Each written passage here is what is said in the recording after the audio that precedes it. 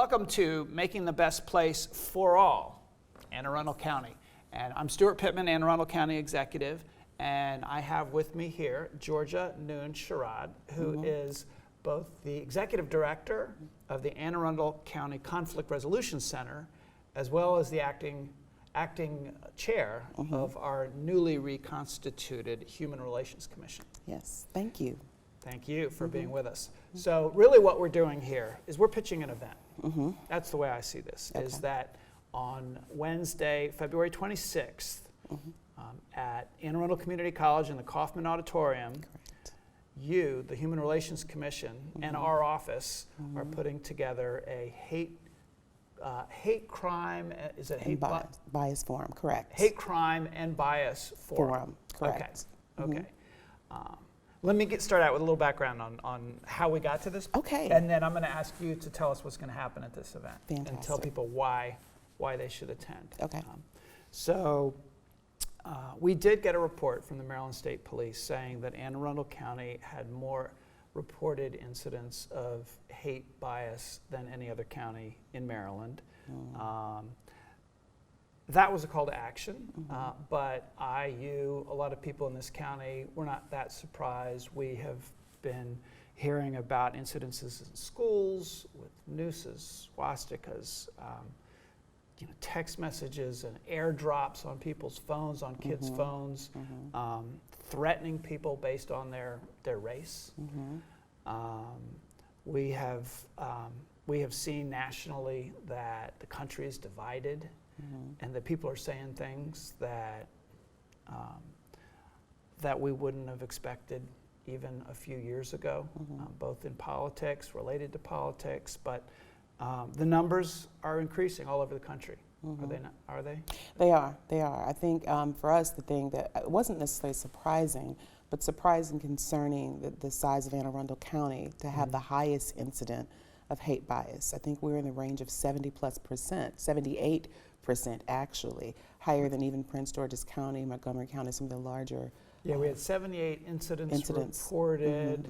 The two that were just below us were fairly close, I think, but they were larger counties. So if you did it per capita, per person, we would be higher than we were. I mean, there is some question. I know there are counties who didn't report. I mean, there are a lot of Eastern Shore counties that had very few incidents.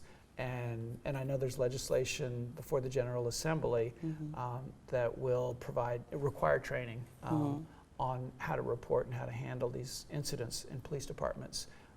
I'm proud to say that in the Anne Arundel County Police Department, we're light years ahead of most others in terms of how we report and how our police department handles those incidents. They're elevated to the same level as violent crimes, even when they're not a crime. They know that they cannot not actually convict. They still investigate, and they still hear from the victims. And so I think we're doing some good work, and hopefully we'll hear from our police department on that. But we don't often hear from, there are a lot of people in our county who think that, what are you talking about? I don't see that stuff. And then there are other people who see it all the time and know that 78 incidents in a year is not even scratching the surface of what really goes on. And those are the cases that are reported. Like any other crime, there's a large population of people who live this every day. And because nothing has been done historically about these types of crimes, they don't report them. So we're dealing with the things that we are aware of, and we feel as if we can make a good case for learning how to respond more quickly and respond in a way in which our citizens want us to, then maybe more of those incidents would be reported. But to your point, the people who don't believe that it's happening, there are people who don't believe that there's global warming, yet we can see because of the weather. So their denial of it doesn't make it any less real than it actually is happening. Right. And my hope is that by being public about it and bringing people together and talking about it, that people who don't see it in their everyday life will hear from people who experience it every day, and that people can get a better understanding, and that can start the process of healing and making people more respectful of each other That's what we're looking for at the end of the day, isn't it? Absolutely. We have a call to action by a number of community groups, whether it be the NAACP, whether it is the Caucus of African American Leaders, Connecting the Dots. So this is not just an effort from your office or the Human Relations Commission. This is a call to action from community-based organizations saying, we'd like to see something done. And so this is a collective response. We've been organizing it with those organizations, along with Anne Arundel Community College, along with the school system, Anne Arundel County Public Schools. They have been participating in planning this event with us. Great. So we've been very lucky to build a coalition within our entire community. And I have to say this to you, I want to commend you for doing something that a lot of people don't have the courage to do, which is to call something what it is. And hate is, in any and every way, one of the most insidious viruses in our human capacity. And racism. I mean, we have to call out racism where we see it. And the majority of those incidents are against African Americans. True? True. They're against people of color. We also are dealing with issues of people, Jewish people, incidents where anti-Semitism. We're also dealing with hate crimes issues as it relates to people of transgender, of sexual orientation. So, you know, the LGBTQ community, youth who are involved in that community, the parents of those children, we are reaching out to each one of those organizations, to Muslim Americans, people who are in those communities who have faced different types of racism or hateful or bigoted experiences. We want them to participate. And we've reached out to those communities, and they're also engaged in the upcoming forum. So what's going to happen on the 26th? Why should people come, and what's the agenda? So the reason people should come is because it really does give people an opportunity to hear from the professionals, the subject matter experts in those areas. It also gives opportunity for community-based organizations that will be there represented to give voice to what's happening and what they're doing. And then finally, it also gives the average citizen, everyone who's involved and even concerned, or those who don't really know what's happening and would like to find out more about it, an opportunity to talk about what's happening in their particular community, and then also come up with solutions and ideas that they might have. So it's not just hearing from us and us telling them, this is what you should do. We don't necessarily always know how to respond in a particular community. So understanding the history of hate and racism in a particular community, whether it's, you know, in housing, whether it's in the institutions, because we're dealing with, in most cases, with institutional bias and hate. So when we deal with that, if you're in that community, you can tell me what's happening. I don't know what's going on in Pasadena, per se. So the first section, the first hour, I believe, is a panel, and who's on that? So the first panel for the hour, we're having the first two panels moderated, and by the Maryland Commission on Civil Rights. So they'll be there moderating that. The panel of experts include people like Mark Chang, our delegate from Anne Arundel County, who will be talking about his hate crimes bill that he's just submitted.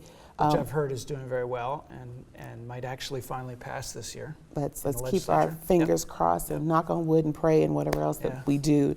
So he will be there.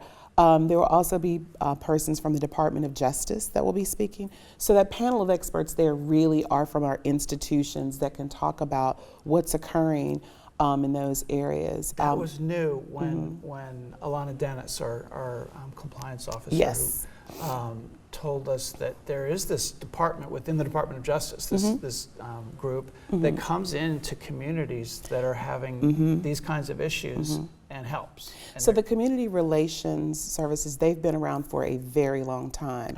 In my former life, I was with the National NAACP and as a field director, and also the Southwestern Regional Director. Whenever an issue popped off, a racial issue, something was going on, we always had the ability to reach out to those individuals that specialized in community relations. And they would come in, the Department of Justice, and they would come in and work with the community around things that were happening in the schools, and staying there for a long enough period of time. So it's not just we come to meet with you, but they're there dedicated to work with those organizations. So they will be there on that first panel. Correct. Got a wide variety of those folks. And then we also have people like our county sheriff will be there. We'll have representation from his office. We'll have representation from the school district. Our superintendent is expected to be at the event. So that, when we talk we about have all the major players who can actually make things happen. And we can hear directly from them and ask questions of them.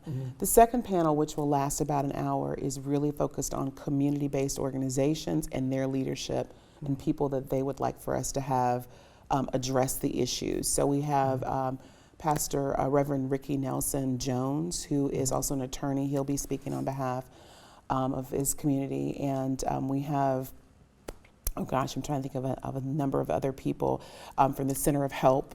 Someone from their board of directors will be speaking. We have someone. Centro de Ayuda. Yes, thank you. I don't want to mess that up. They provide services to the Latino community and immigrants. Yes, absolutely. We have individuals who are coming from the NAACP that will be speaking. So we have a nice cross section. We also have 2 people from the LGTB community. We have one from PFLAG, and I forget the other organization. And I'm really excited about having them there because in particular PFLAG is going to be talking about transgender children and support that they need in the schools. And some of the things that they face as far as discrimination is...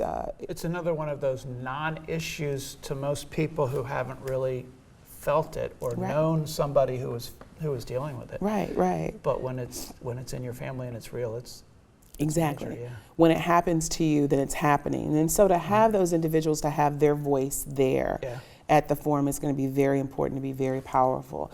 And then finally, as I said, the third and final panel, which is not a panel, it's really an opportunity for facilitated conversations with anyone who would like to participate. And we'll break those up into to as few as 10 people to as many as maybe 15 to 20. 20 gets to be kind of large. But it's to give the people that are present, that are there, who are not on the expert panel, who are not on the community panel, their opportunity to speak, their opportunity to ask questions, but also their opportunities to tell us these are the things that we believe will work. So real solutions that are already taking place in the community among activists. So people will get a chance to actually say what they see the problem as. But we're going to challenge people. So and you how can to fix it. How to fix it, right? It's one thing for you to tell us this is a problem. Now go fix it. Right. And then come back and say that didn't fix it because this, and this. Right. So it's easier for us to say, not only tell us what the problems are that you're facing in your community, but how do we fix it? Give us a historical perspective. As I was sharing with you earlier, I attended an event earlier this week and hearing from the community around what was going on. And this young woman stood up and gave a very powerful history lesson around juvenile detention centers in the state of Maryland. And so, of course, I immediately, after it was over with, went to my computer and started looking it up. And as I was looking up the history of these juvenile detention centers, it was interesting how we skipped from 1850 to 1960 with reform. And everything in the middle was kind of like, oh, we established this and we did that. The stuff that's in the middle is really important because we're destined to repeat history if we don't pay attention to the stuff that's in the middle. So I really hope that people show up who don't think there's a problem to see what everyone's talking about. I hope we get some folks who, or even who think that we're wasting our time with this. Yes. Or that this is some sort of a political stunt, or and speak up. When we did our work, we've done a lot of work recently on gun violence prevention, and it's great that people are coming in who don't believe that we should be focusing on gun violence and that we should be focusing on other issues and make that case, because we're a very diverse county, and that's what I love about this county. We're a lot like America. We have rural, which is where I come from. Board of the Farm Bureau. And then we have Annapolis, which is kind of hip but kind of historic and older. And then we have the newer West County folks who've moved in, more suburban, and then we have Glen Burnie and Brooklyn Park, where a lot of poverty, working people. Some people call it our Rust Belt. So we've got it all, and and we're becoming more diverse. And if people just spend a little time with each other and get to know each other, you know, we realize how much we have in common. Yeah. And I don't know if that'll happen. I mean, it doesn't happen overnight. Right. Well, as a trained mediator, yeah. You know, I sit in the room all the time with people who see things differently. And oftentimes we have neighborhood disputes. We will mediate those types of cases. And what I find is that when people are forced to hear and listen to one another, right, they often find that they have more in common. And perspective, which is very interesting, is the thing that allows you to open up your heart and your mind. So seeing something through a lens that maybe you've never seen before, or that you were aware that even existed, right? If you live in divided communities, you can't see what's happening in other communities. So this forum, I hope, will give people the perspective that they need to be able to respectfully agree and disagree, but also to be able to say, I didn't realize that that was going on. Right. Or have you thought about approaching it this way? So coming up with solutions to problems. Yeah.